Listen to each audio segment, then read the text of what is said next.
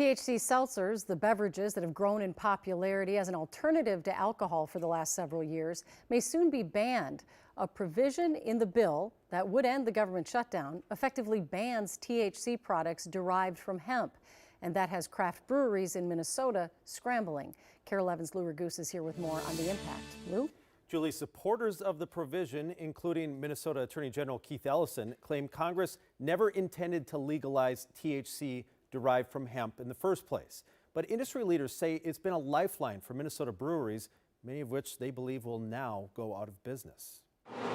For Kevin Hilliard, so we make 5 milligram variety packs. Co-owner of Insight Brewing Company, Flavor Pixels aren't just his top seller. In our world, about 62% of our revenue comes from hemp-based THC. The ability to sell the THC seltzers kept the business afloat after the COVID-19 pandemic. I think that this was absolutely critical for Insight Brewing Company to survive. But craft breweries like his are at risk if Congress effectively makes hemp-based THC beverages a federally illegal product. The initial response was anxiety.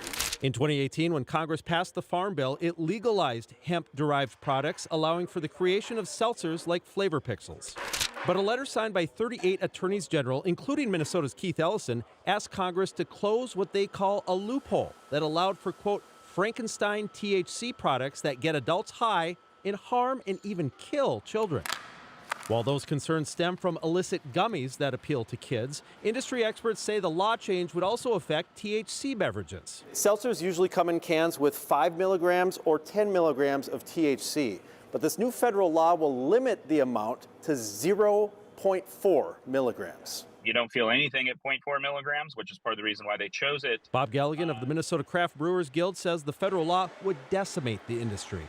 He says breweries would no longer be allowed to sell products out of state. All aspects of their production and distribution would have to occur in Minnesota, and they'd have trouble finding banks willing to offer loans for a federally illegal product. Would some of them potentially go out of business because of this? Absolutely, yeah. I feel cautiously optimistic.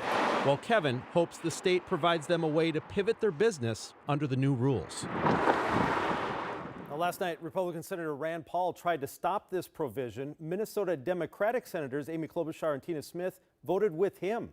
But the other side prevailed 76-24. If the House passes it with the current language, this new law then would go into effect in 1 year. Julie.